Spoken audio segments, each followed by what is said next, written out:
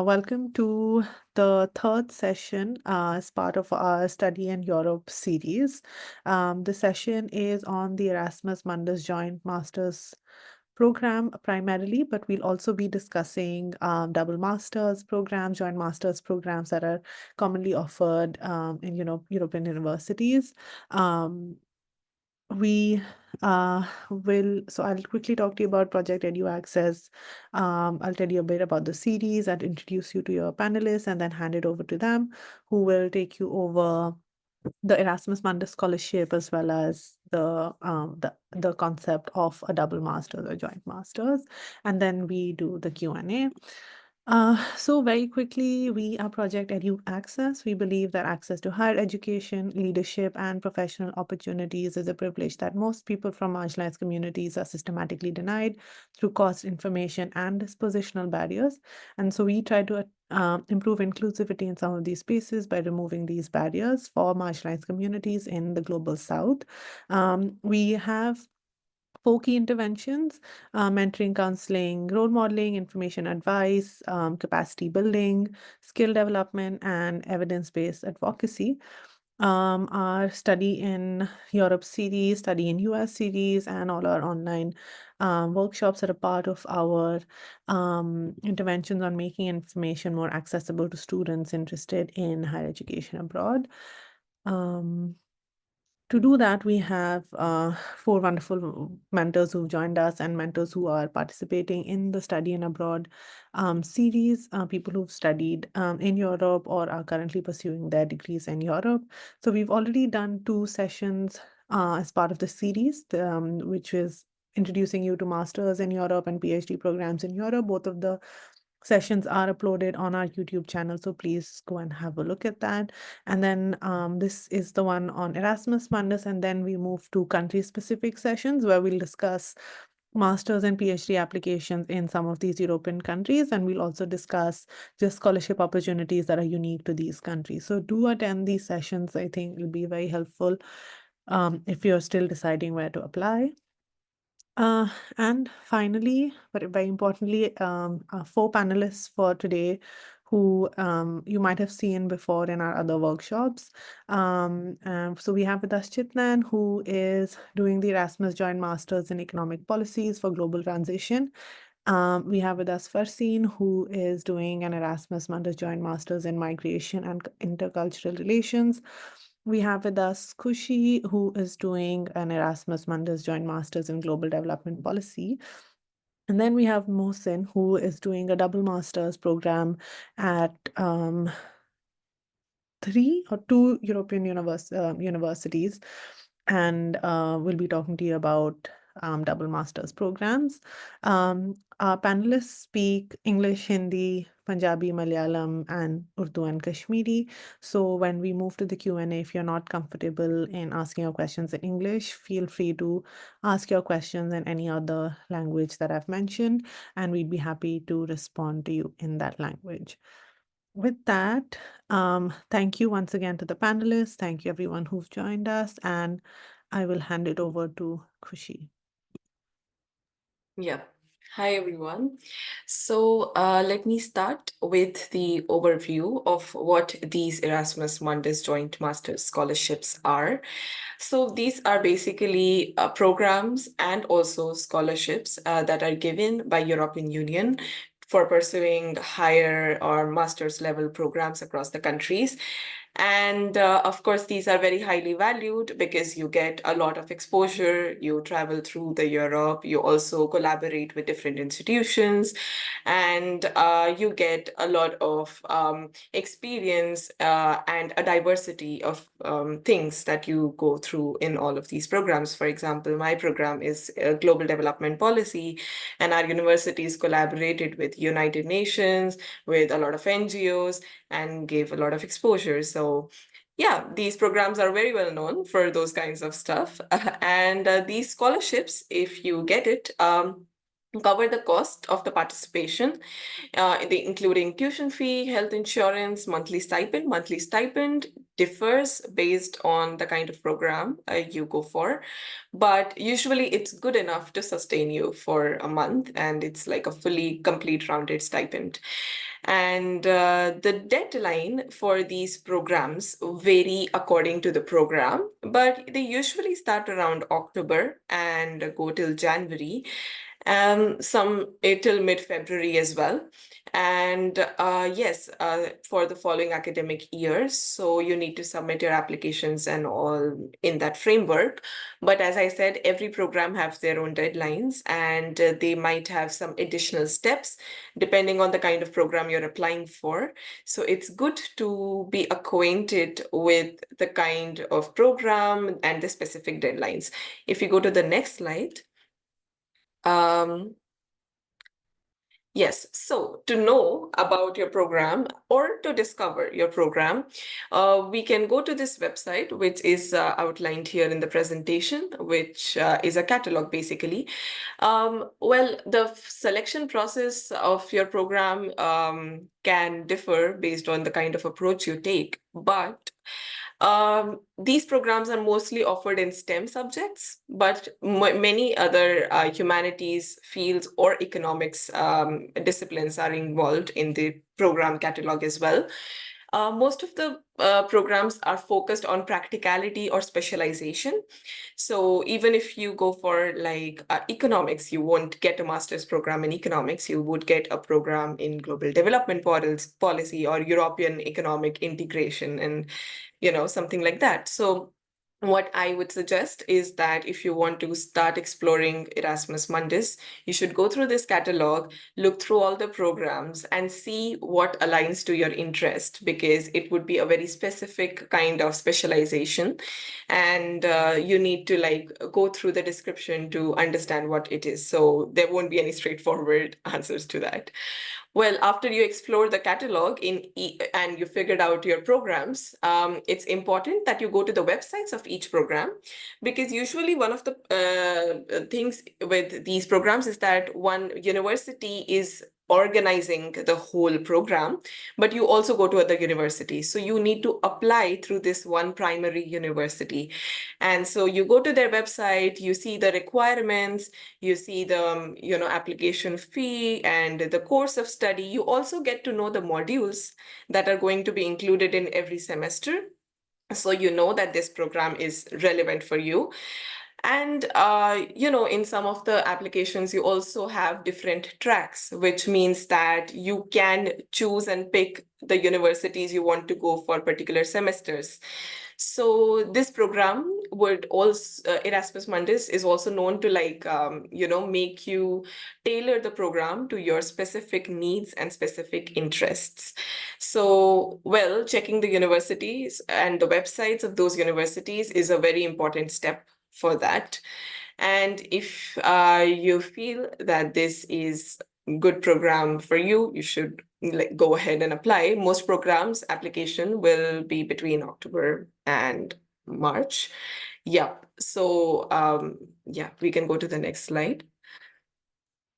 And again, we are going to cover two kinds of degrees. One would be joint degree and one would be multiple degrees. So what I'm doing is a joint degree, which means that I would go to 3 different or 4 different universities and I would get one degree certificate with different universities on it. So I'll get one master's, but in multiple degrees, I'll get multiple degrees from multiple institutions.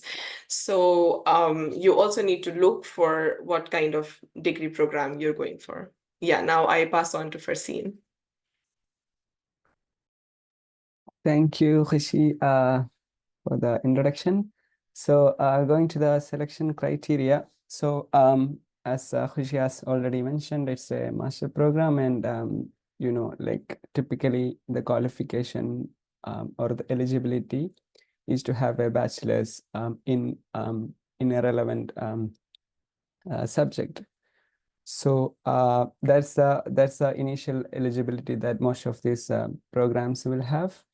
Then you will also have, since these programs are run by different consortiums, consortiums will set a different eligibility for different programs. So you will have to, carefully go and check the respective website, which I will talk in the next slides. to see, like other requirements that they are, asking for. Typically, they will be looking at, like your bachelor's marks, then motivation letters, CV, recommendation letters and stuff like that.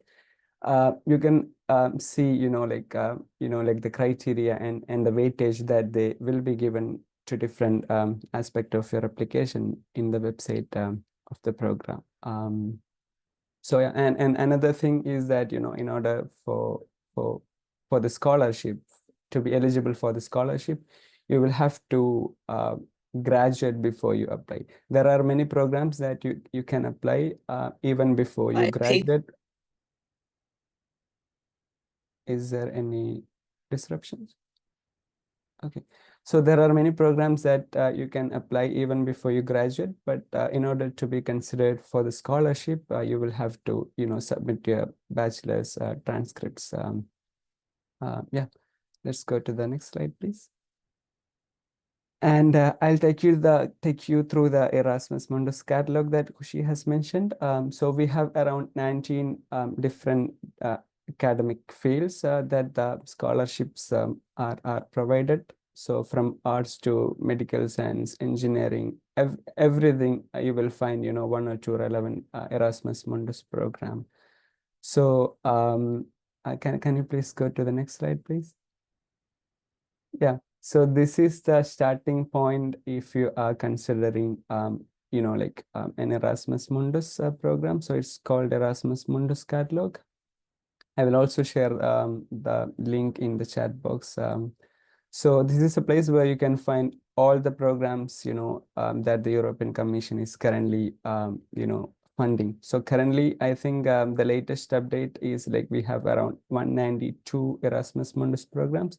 So it keeps changing as the like funding cycles ends, or like there will be another program that gets new funding. So it keeps changing. So you can like always go to the Erasmus Mundus catalog and like find programs in this website. So here you have the option to search like programs using keywords. You also have the options to find programs by filtering like countries or disciplines or um, um, also like they have programs which last like for 1 year, 18 months, and also 2 years. So you can choose the programs respectively. And also another thing, like the catalog might be confusing sometimes because like the links that they provide, I mean, if you click on the name of the program, sometimes they takes you to a like a web page which is not meant for students. In that case, you have to like click on the link just below the as you can see on the screenshot. You have to click on the link just below the name of the program. But for certain programs, you can reach to the program website just clicking on the name of the program. So the program website is like the Bible of like the application like preparation. So you have to go through the program website in detail in order to understand everything, and you will find almost everything on each program websites that will help you to prepare for your application. So I would request Chitnain to. Thank you, Farseen. So we come to like an integral part of the application process, which is the application documents. So the documents, the list of documents that you're gonna see on screen is something that more or less every program asks you for.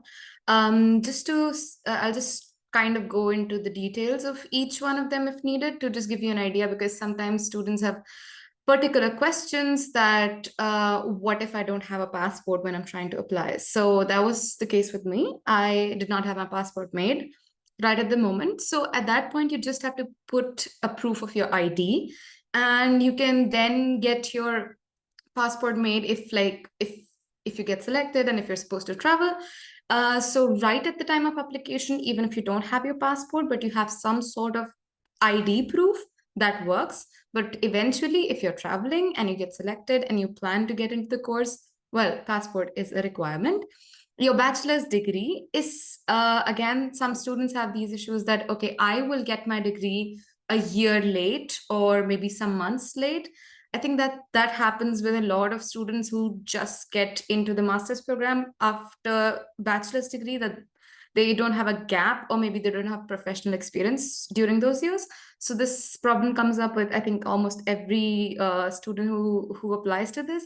For that, a lot of cases, bachelor degree, the degree you receive is going to be at least a few months late. I was from Delhi University, so you have to check the requirements of your university if you can get a degree in advance.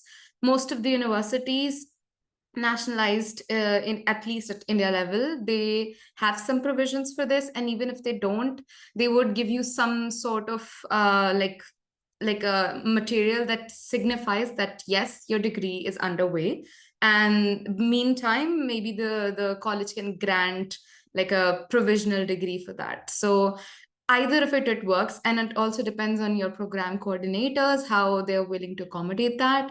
The next thing is academic transcript or bachelor's degree. I think that's pretty much the same. The most important part is the CV and the SOP. These are the two documents actually we're going to take in the detail in the next slides. Then is the proof of residence. That's something that's definitely asked for almost every program in Erasmus Mundus. So you can probably give proof of residence in form of an electricity bill or your passport or your identity document. All of it is covered. If they ask for additional requirements for this, it's always mentioned on the website. As Farseen mentioned, website is your Bible. It's the holiest thing. If you're applying to any program, you really need to stick on to that one. Then the proof of language proficiency. Usually they ask for English, and they appreciate if you have some European language proficiency with yourself. And like there are students who probably do not have like IELTS or TOEFL right at the moment when they're applying, and that was my case too. So for that, you can submit like a letter from your university which says that yes, the student is doing a bachelor's degree in English and understands it well. That letter suffices, signifying that yes, you know the language and it's fine. Maybe if they ask you for further documents, you probably will have to give one of the English language tests, IELTS, TOEFL, or maybe Cambridge test. And the next is recommendation letter, which is something we're going to take in the next slide. So beginning with one of the three most important pillars of your application profile, the motivation statement, the CV, and the recommendation letters. So the motivation statement, for writing that, you really need to, again, go through the website and see what are they looking for in a candidate. So the core pointers, as it's mentioned on the slide, what is your motivation to apply to the program? That's something you always have to cover in your SOP. The second would be your educational background, or how your professional experiences or your academic experiences before applying to this program completely align with what the program is going to offer, because they have a lot of slots, they do not have a lot of like space for accommodating every applicant, and the applicants are not just from one country, they are from the globe. So you really need to show how you are the perfect fit for what the what the program is based for. So that's your thing that you should cover in the motivation statement. The third is how this program and how them investing in you would actually yield some better results for, say, everyone.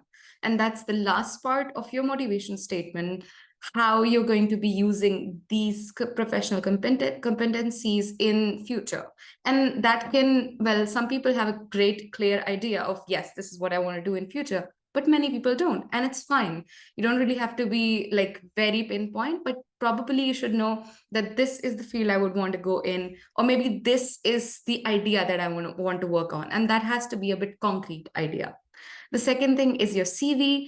I think we all have had a lot of workshops on CV building and resume building via Project EduAccess, but one thing when you're applying to Erasmus Mundus is sticking to the Europass CV format because it's well recognized in European institutions. Next slide, please.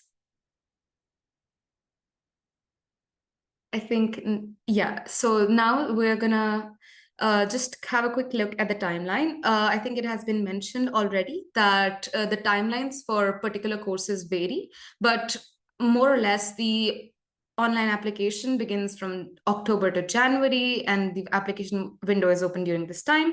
You might get a shortlisting call or call for interview between March and May, and the selection is usually sent out around May.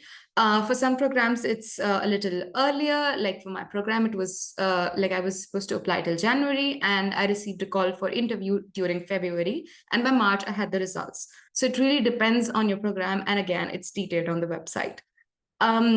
Based on when you get your application results and whether you make it, you have to consider the visa application process. And it can also depend on your degree certificate. Sometimes certain visa applications require you to present degrees. And if that's the case, you'll have to consider how you can like get the visa checklist done as soon as possible and apply for the process. And the commencement of classes is usually between September and October of that year. I am going to hand it over to Mohsin for the next thing.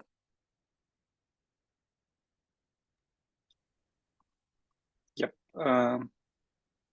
So it's like the general tips for Erasmus Mundus. So I think, can you please cover this one? Yeah, sure. So the general tips, it's, I think, pretty much covered by what has been discussed so far. But honestly, the website is the Holy Bible, would be the key takeaway I would take from this whole session. And you really need to be thorough with what is expected out of you, what are the details of the specifics of the course that aligns with you. And honestly, no matter how silly your query is, always reach out to the concerned people, because it is important to get the query straight. Maybe might cost you your application. So feel free to reach out to anybody whose email is mentioned on the website for further queries. The second point is contacting the alumni. And I think they are the people who are going to give you in-depth knowledge of what is it that the website is speaking about the course and how it actually is. And I would highly recommend to every applicant who's considering this, just talk to the, most of them are freely available to give you an idea of what to expect. The thing next is writing about specific modules, like just get to know from the alumni, basically what you need to be expecting, what are the modules, you can get into the details from that, and getting your SOP reviewed by them. Another thing that I would mention here, apart from what's mentioned on the slides, is that sometimes you would know who's going to be on your interview panel. For example, it can be the course coordinator of your particular track. Try and check if there are some videos of lectures of that particular professor, or in general, that particular university's information available on Google, on anywhere, any of the sources. And if you can prepare based on that, I think that would give you another edge as to perform better into the interview. The next thing is just making sure that you're submitting all the writing samples, and check that it should not have spelling mistakes either, because sometimes exceeding the word limits or spelling mistakes or any other things that are unrelated to the course can definitely cost you not getting shortlisted for it, because they have a plethora of applicants around the globe, and they just need one reason to see why you perhaps are not so serious about the program. So let's not give them that conception of you, and make sure that you're well prepared for it. And it's important to contact your referees and gather the letters of recommendation. Make sure that every letter of recommendation is not a replica of the other one.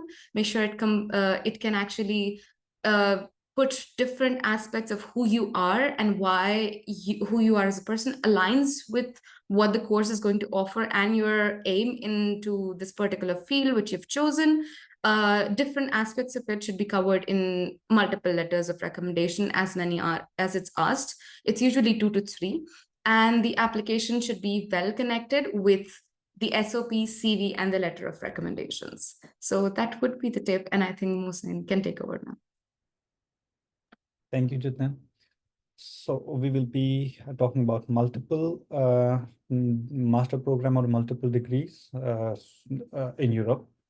So, so let me give you an overview. So what a double master or a multiple masters is, it's like, it's same as Erasmus Mundus, but at the end you will be getting 2 separate or 3 separate degrees.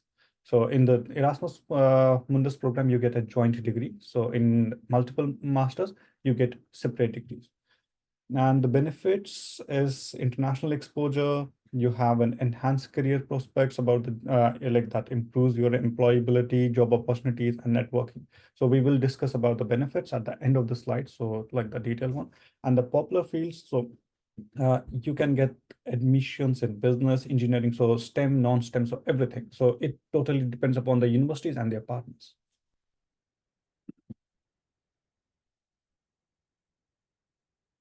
So admission requirements. So for multiple degree program, admission requirements are same as you go into a normal master's degree. And, so the selection process is same as you go for a normal master's degree.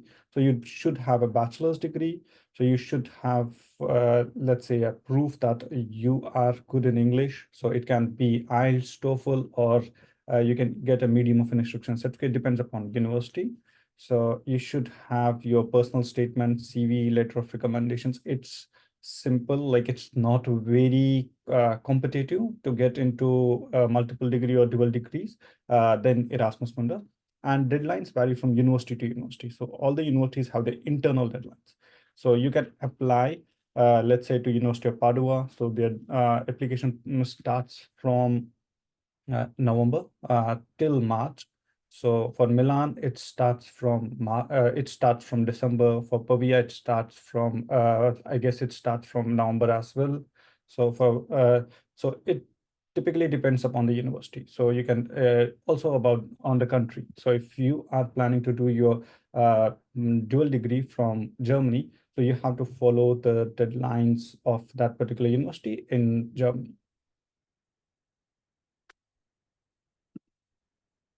So let's now focus on like what programs are available. So it's just an example. So what kind of programs are available? So I was studying in University of Macerata. It's like the third one on the list. So I was studying in University of Macerata, and then while I was selected in University of Macerata, I applied for University of Angers, France, like as a triple degree for a triple degree position, and Nicholas Copernicus University in Poland. So after completion of my degree, I received 3 degrees, like Masters in Finance from Macerata, Masters in Economics from Nicholas Copernicus, and Financial Law from Angers. So by that, I have 3 master's degree studying at 3 different universities.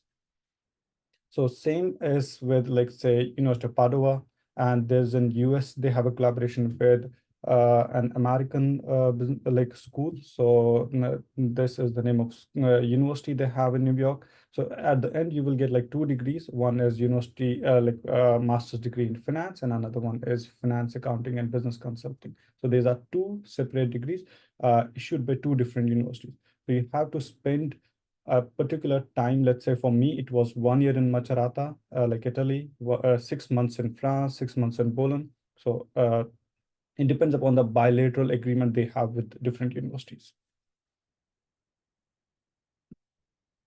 So now, why should we choose multiple degree program, not like, let's say, over the normal one?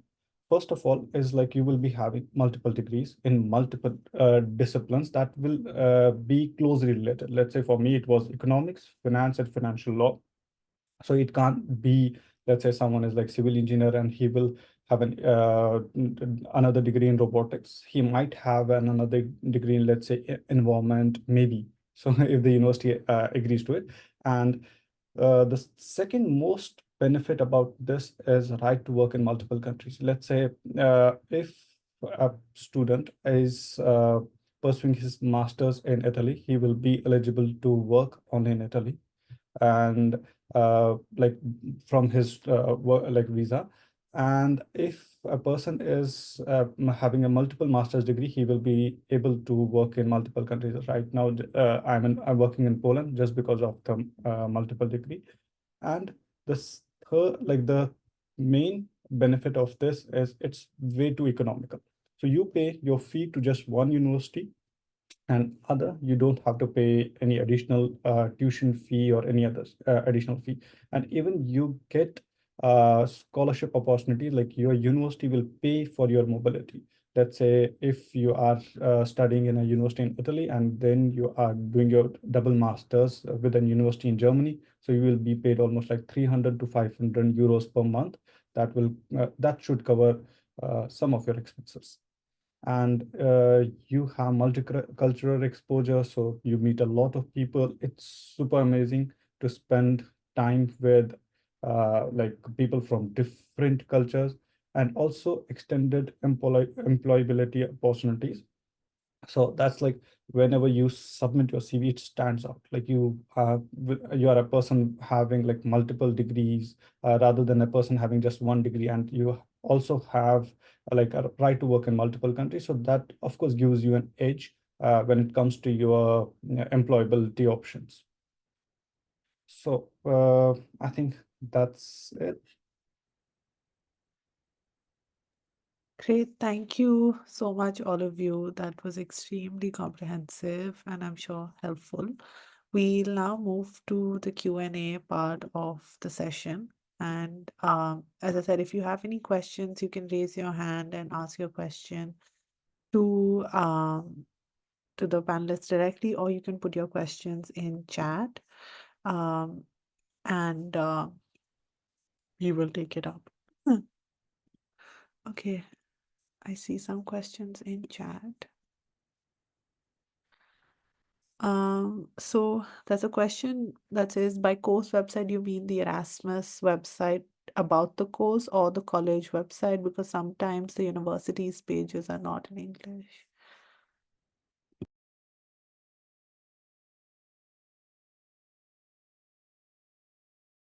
And this was a DM to me. So just reading it out loud. Any? Could you please repeat the question? Yeah, so basically they're asking, when you were referring to find the information on the website, they were just asking, do you mean the Erasmus website or the college website? Because the university pages are sometimes not in English. Yeah, I was referring to the program website. So it's usually the program website that will have all the information. If the program is in English, of course, the program website will always be in English itself. So there are also programs that, for example, there are Erasmus Mundus programs that are in French, for instance. So in that case, maybe the website can be in French, but in other case, it's always in English language. Yeah. Okay.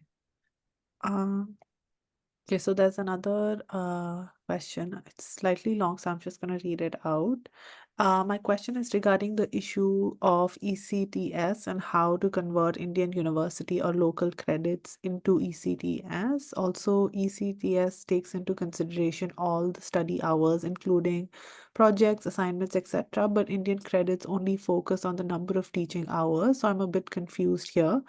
The joint master's program I'm applying for has some examples of Indian universities and converting their local credits into ECTS, which is 0.5 local credits is equal to 1 ECTS. Would it be the same for all the universities in India, or who follow the choice-based credit system, which is used in most of Indian universities?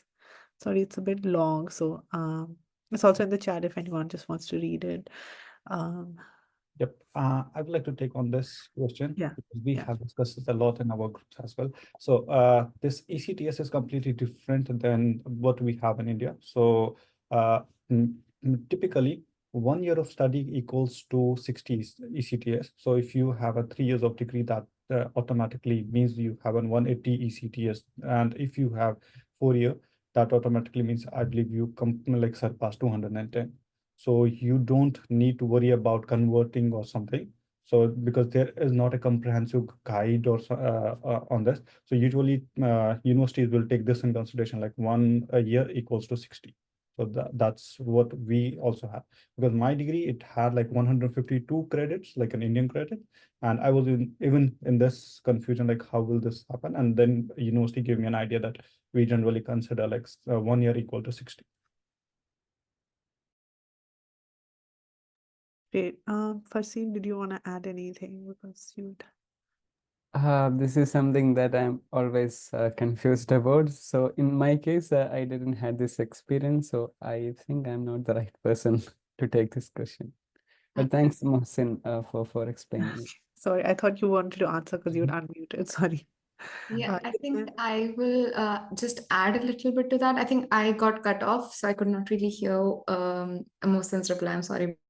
But I think yes, as you said, like 60 is for 1 year, and then like you actually have to work your way backwards. So then 30 is per semester.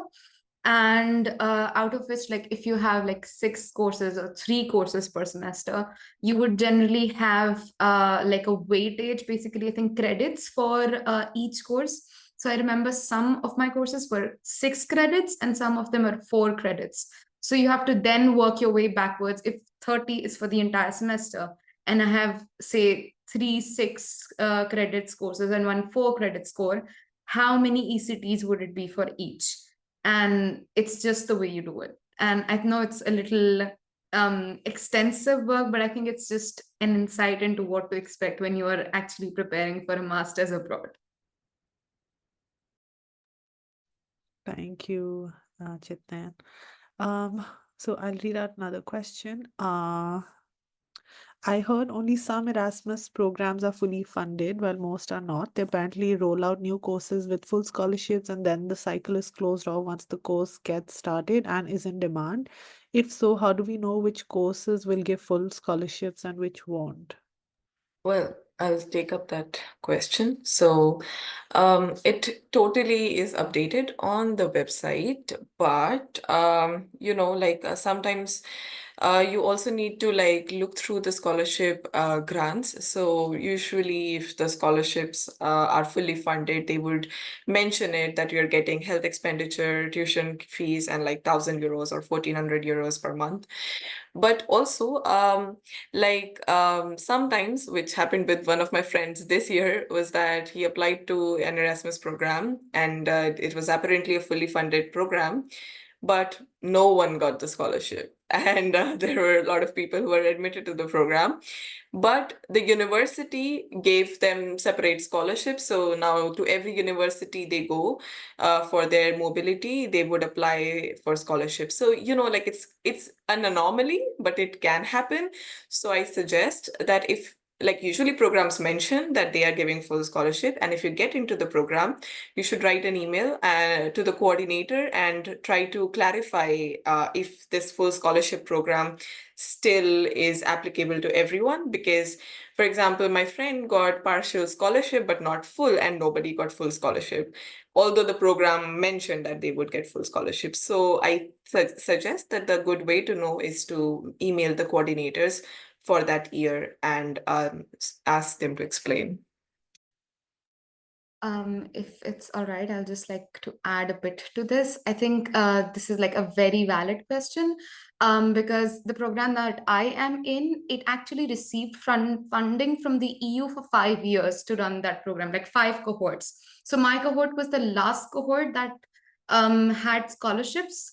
But then the course coordinators again applied for funding from the EU, and they heard back very late into the application cycle that yes, they're receiving funding from the EU for next 5 cohorts as well. So till the time they did not receive the funding go ahead from the EU, I think the scholarships mentioned on the website, it was written that not many scholarships would be given out this year. Something was mentioned that it's still undergoing a process of renewal from funding from the EU. And eventually when this, like they received a go-ahead from the EU and they were approved for another round of funding, I think scholarships were then renewed as well. And also like this year onwards, the cohorts are receiving a different funding than the ones that like my whole like the first 5 years of the program received the funding. So it's I think pretty much all detailed on the website. And if you're not really sure, it's always a safer bet to just email in advance to the course coordinators that I mentioned. And also, as Khushi rightly said, that you have other internal scholarships, because once you are into Europe and then you move to another university, you have mobility scholarships like Erasmus Plus. So if you're not an Erasmus Mundus scholar, you can apply to Erasmus Plus scholarships, so Smart Up scholarships, and it's other country based or even university based scholarships. So I think it's a great bet to apply and see how it works out for you and get into the details, talk to the alumni to get like an idea of what you can expect in future. Yeah, thank you, both of you. Okay, another question. For a joint master's degree program in Euro Public Health, the application asks to write about your about your job roles and responsibilities. Even though I have to upload my CV, uh, how do I mention the in this section of the application? Should it just be a copy of the CV or a more detailed version in bullet points or a less detailed version? Yeah, basically, how do they avoid not mentioning the same things that they have in their CV also in that section that talks about job roles and responsibilities?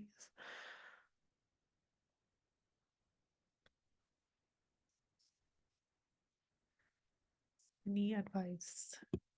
I can take up this. So usually like whenever you have this from a particular university or something, so try to mention the points how this thing is like your job experience related to your what you are going to do. Let's say you are doing it in Euro Public Health. So how your work experience will be is related or was related to what you are going to do. So that's how you do it. Just rephrase it and connect the dots.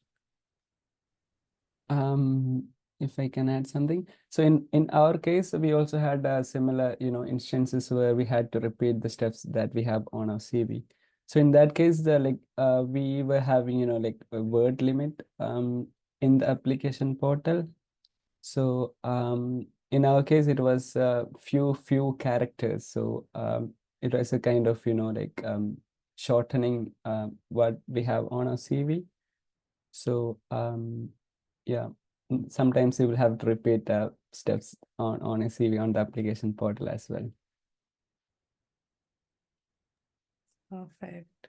And also one suggestion would be like if you can, like rephrase or, tailor your, like description of your tasks and responsibilities to the program, it will be nice. Yeah. Great. So another question is about multiple degree masters. So they're asking, do you apply in one university or do you apply to all of them? So Mohsin, if you want to. Yep. So first you have to apply to one particular university, and then you will be having an internal assessment, like an internal application for a multiple degree program.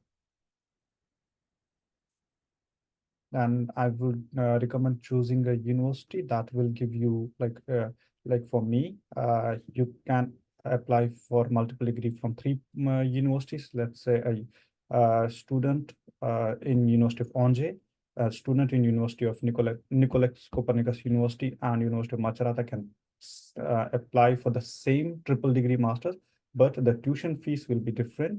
Also, the scholarships will be different. So you have to see which one will be beneficial for you. And also for University of Padua, they have a collaboration with one university in United States. So if you're applying through University of Padua, so the fee will be 20,000 US dollars for that. And if you're applying from university, like the American university, it will be like three times. So that happens. Even though you are studying the same program, everything is same. Perfect. The other question is, how should we approach applications for this scholarship? I believe the dates and process of application for them is different. Oh, well, it depends. For example, in my course, when I went to my course program website, then in the timeline, they said that this application is common for the program and scholarship. So in February, I got my results that are, oh, I was admitted into global development policy. And I would have an interview. That interview and the merit list for the interview will decide if I get the scholarship or not. So it for me, the process was similar with one additional step for the scholarship. So in the end, when you receive the result, it for me, it was like you've been admitted into the program with scholarship. And for other people, it was you've been admitted into the program, but you have to self-fund. So for me, it was just one long process with different things, but maybe the experiences of other people can be different. But usually they mention it on the program website, what would be the timeline.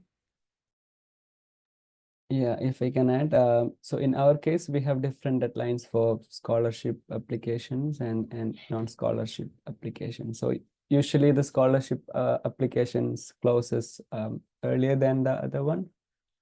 So yeah, it's always there on the website, the deadlines for both scholarship and self-funded programs. Perfect. Another question is, if I want to stay and work in one of the countries after the program, is a joint master's a good choice? Also, what type of visa would we be getting? Yeah, if I can take that.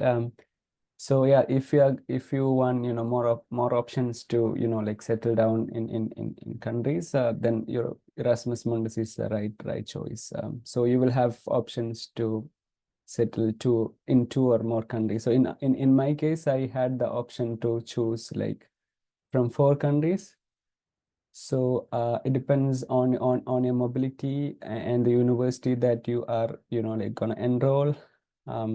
Sometimes it also depends on the countries that, like these universities are situated. For example, like in my case, we have Norway as one of the countries, and in order to be eligible for a stay back or a job seeker visa in Norway, you will have to be enrolled in a Norwegian university for the final semester.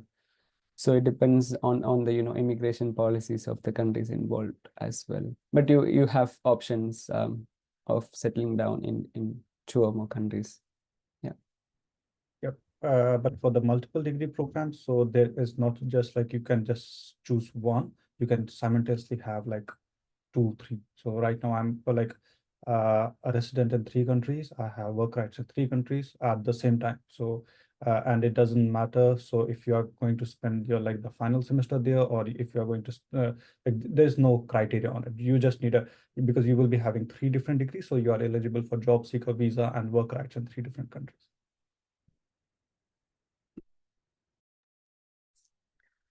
Okay, another question is, if we wish to pursue a master's which is completely different from our bachelor's and don't have previous work experience on it, what should we do? Is it possible to apply for a different master's? It seems like a more general question as well, I think. So I guess any like general insights if you have. Yeah, I think I would like to like answer this question for like just starting it off. I think when they're basically looking at your profile, keep in mind, like if you have such a question, you really have to put yourself into the shoes of the selection committee and see what would they see. So they would see that they have like plethora of options from candidates across the globe who are like who have the experience or who have studied exactly the same thing that the program is going to offer. And there is one candidate who wants to get into this particular program but does not have the exact same education or professional experience. How do you compensate for it? So like for me, how I would see it is that even though if I've not studied that particular program or say that particular field in my bachelor's or have no professional experience, I have to compensate it through my SOP. That's how I would say it. So my SOP would probably should somehow highlight that I know some particular authors or some particular researchers in that field, and I'm really interested in that, and just mention the basics that any, like, if there is a candidate who has done a bachelor's degree in, say, economics, and the course that you're applying to is also economics based, I mean, they can see it on the bachelor's degree profile that, okay, that person has studied something like microeconomic or macroeconomic theory. But if you don't have that advantage, you have to somehow say that this particular thing that I experienced, blah, blah, blah, is somehow that reminds me of how microeconomic theory comes into play. And that made it more clear for me that maybe this is the field for me and I want to pursue it. So that could be one of the ways to compensate for it. I'm not sure if there is anything else that you can add to this, but again, checking the website and just seeing what they're looking for in a candidate and try to compensate for other elements would give you some edge to stand as a candidate in the race. Maybe others can add on freely onto this. Yeah. So like I have a very like living example of this. So my friend in my cohort is one who pursued bachelor's degree in psychology from one of the countries, and then she applied for global development policy. Now these two things seem pretty much like incoherent and incongruable, but somehow she managed to get in, and she got the scholarship as well. So I feel like talking to her, the approach that she took was something that I also usually think that you should do for general application, even if you're from the same discipline, is to pick and select the specific experiences that contribute to the program. So even though she was doing psychology, she was very much active in climate justice, arena. And she had much interest in climate justice, which could be, as you can imagine, remotely linked to development. And psychology can also be linked to behavioral economics, and that can be linked to development. And so basically, the thing is to play to your strengths. You know that nothing is totally exclusive.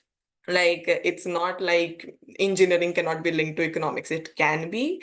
So you just need to work on that intersection of your bachelor's. And as Chitnain said, you should try to incorporate your experiences and say how you understand the needs of the program and how you are motivated. Basically, they're looking for a motivation which is genuine. They are not looking for a person who just one day gets up and be like, oh, I want to pursue an economics master's. So they want some, actual genuine inspiration, and you should be good enough to show them that you have a particular mindset and particular thought process before applying to the program, and how this program can be beneficial to your future goals. So I feel like that tailoring process needs to be done smartly in order to apply for the master's if your bachelor's is different. I would like to add some points to this, because I am from a business management background. I did my business management in my bachelor's, and I was applying for economics, which I got bluntly rejected a couple of the times. And but my university at the end ended up giving me some gap exams. So I had to attend for some gap exam and additional coursework to be enrolled for triple masters, because I had my triple masters in financial law and economics. Even though my subject was closely related to economics, I had finance and accounting in my bachelor's, but still they were very hurdles. They asked me to do some additional coursework. So this is also an option. So you can do ask university are open for additional coursework or gap exams. So maybe they can help. This happens in the multiple degrees or these things. I don't know much about the Erasmus Mundus.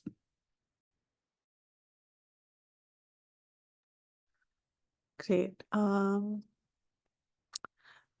just gonna sift through the Erasmus questions and bring that up, since we're already at our 1 hour mark. So very quickly, if we are okay staying for another 5 5-7 minutes. I'll quickly take the remaining Erasmus questions. So one is I'm interested in applying for the Global Minds Erasmus Joint Program. Of course, one of the best features is being able to study in several universities in different countries, but I'm interested in immigrating to Europe. And an alum of this program told me that because you don't stay for long enough in any one country, that might become an issue. So I guess similar to just staying back after the degree and how that works. Yeah, I think it depends on the countries involved in the program. Like for instance, like if you have like certain countries, usually countries allows you to get a job seeker visa or the stay back visa if you spend at least 1 semester in that country. I mean, generally, but again, you will have to look into the like immigration policies and laws of the like countries involved in that process. But as you mentioned, Global Minds, since it's a psychology program, I am afraid that you will find jobs in psychology without the language proficiency in any of the countries in the continental Europe. Like you have, I think Ireland is one of the countries involved in that program. I'm not sure if UK, except these countries, none of the European countries, like have English as a national or the main language. So yeah, that's it. Khushi, sorry, did you unmute? Okay, sorry, I thought maybe you wanted to add something. Another question, and I think this is the last question here, unless again, if people have any pending questions, now would be the time to ask them. So you can raise your hand or put them in chat. Otherwise, this will be the last question that I take, which is that is a first division in undergrad enough, or is the preference given to people who have a distinction?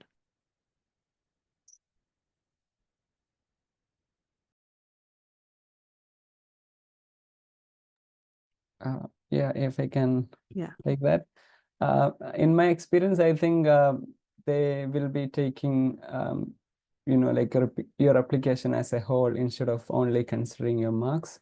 So you will some webs in some of the program website, you will see the weightage that they will be given to each of your application component. For example, your bachelor's marks, your CV, your SOP, your reference, each of them will have certain weightage, and your application will be looked into as a whole of these different aspect. So yeah. Relatedly, I got a question in my DM, which is that I wanted to ask how important is it to maintain a good CGPA for Erasmus, and does other relevant experience such as internships, fellowships, etc., compensate for not having a decent CGPA, since I've maintained a 7 out of 10 till now?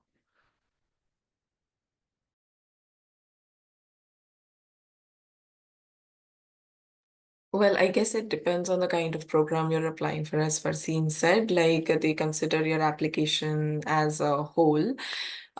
So for example, in my program, it was a more like a holistic judgment of the committee. But in STEM programs, they give particular points, and if you cross that threshold, then you get to like the scholarship round, or you get scholarship, or the grant.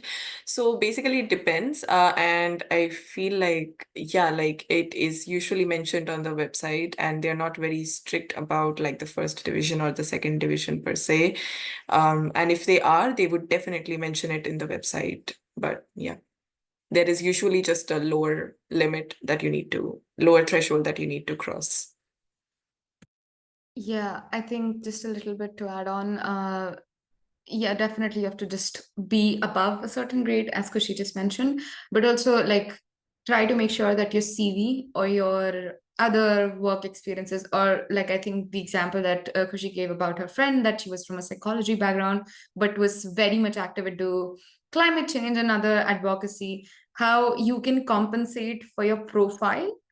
Because they're not just looking at your grades, they're not looking for people just with a good brain to answer questions. They're looking for an over-rounded personality. And if you can compensate and show that for certain experiences, this is who you are, and that adds an edge to your profile, I think that would suffice. So it's not just really just the grades, but overall your profile. And definitely it cannot be like a very bad CGPA and then you apply. Well, it's not going to work out in your favor, but have at least a minimum decent CGPA and a better CV or SOP indicating your experiences and your motivation. Yeah, like just adding back to that, also like it also depends on the kind of objectives you mention in your SOP. For example, if you mention that you want to go into academia or pursue a PhD after this program, and you've done a bachelor's thesis, even though your CGPA is just above the threshold, your quality of thesis would add greatly to your application and the interview process.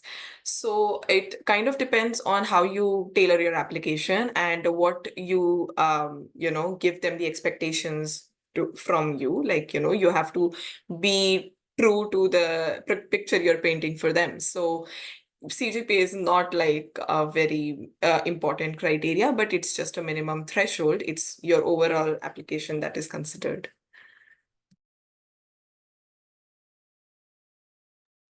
Great. I think that's all of the questions that were in chat, and I see that a lot of them have also been answered in chat itself. So with that, I'm going to end the session now.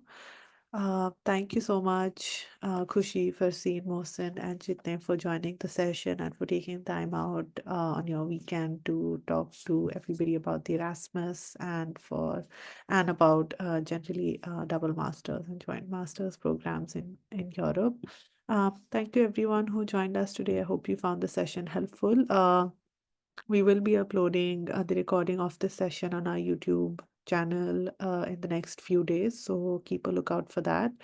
And we will have another session on as part of our Study in Europe series next week. So it's every Saturday, 5 p.m. And I think next week we're going to talk about PhD and master's applications to Italy.